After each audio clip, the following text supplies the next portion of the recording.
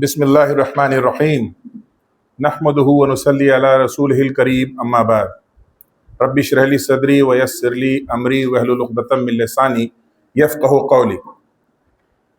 With due respect to and kind permission of Professor Ubaidullah Fahad Sahab in the chair, I would like to present my research synthesis titled Bridging the Divide: Prophetic Blueprints for Interreligious Peace and Conflict Resolution in an Age of Extremes. In an era edged by the scars of religious extremism, hyperpolarized identities, and relentless communal strife, humanity's quest for enduring peace transcends the ephemeral tools of secular diplomacy, legal arbitration, or economic incentives. It beckons blueprints rooted in transcendent wisdom, divine revelations tested in the crucible of history's most fractious societies. This paper excavates the prophetic paradigms of Islam, drawn exclusively from the Quran and the authentic Sunnah of Prophet Muhammad sallallahu alaihi wasallam, positioning them as dynamic, adaptive strategies for conflict resolution.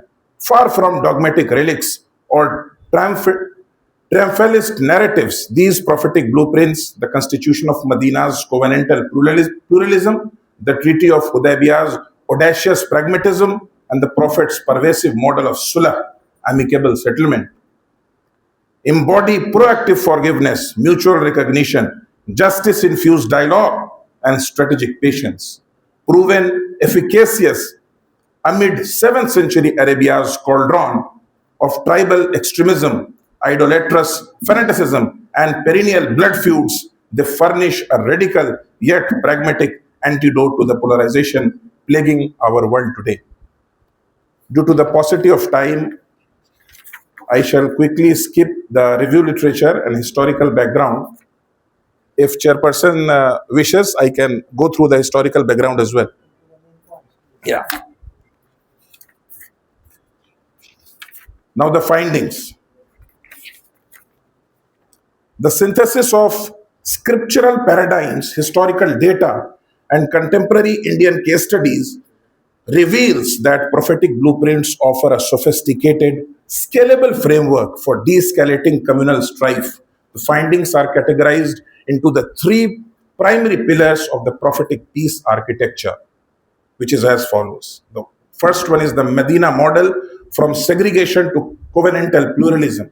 The analysis of the Constitution of Medina, 622 CE, identifies it as a premier model for managing multi-religious societies, civic over religious identity. The charter successfully federated diverse groups, Muslims, Jews, and polytheists, into a single ummah, civic community, without requiring theological assimilation. Number 2, measurable violence reduction. Historical data confirms that post-constitutional annual clashes in Medina plummeted by 80% within a single year. Contemporary adaptation. In the Indian context, this paradigm translates into shared sanctity zones. Findings suggest that interfaith councils modeled on Medina's equity clauses can effectively co-manage disputed sacred sites and festivals. Number 2, the Hudaybiyah strategy, that is the Sulh Hudaybiyah, pragmatic de-escalation. The Treaty of Hudaybiyah, 628 CE, demonstrates the power of helm, forbearance, and strategic concessions in breaking deadlocks. The victory of concession, despite being viewed as a humiliation by some contemporaries, the treaty's 10-year truce enabled a period of peace that eventually led to a bloodless conquest of Mecca. Economic interdependence. Applied to modern flashpoints like Muzaffarnagar, Hudaybiyah-inspired ceasefires allow for phased trust building. Impact metrics. Findings from case studies indicate that when communities prioritize joint economic cooperatives such as agrarian syndicates, economic interdependency doubles, creating a financial deterrent against future rioting. Number 3, prophetic sulah, restorative justice and empathy. Prophetic sulah, that is amicable settlement, serves as the operational mechanism for healing existing communal wounds. Restitution over retribution. Unlike secular legal systems that often focus on punishment, Sulah prioritizes victim restitution and family reconciliation. Statistical efficacy.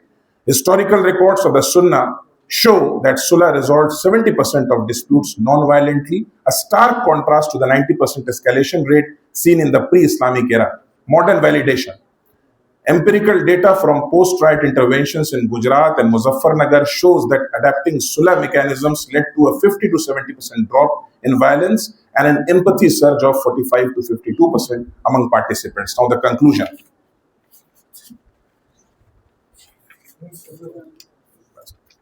The translation of prophetic paradigms into a functional prophetic peace architecture requires a shift from abstract theory to institutionalized praxis to reconstruct India's majority minority chasm and to mitigate the century old vortex of mistrust. Policy and grassroots interventions are recommended.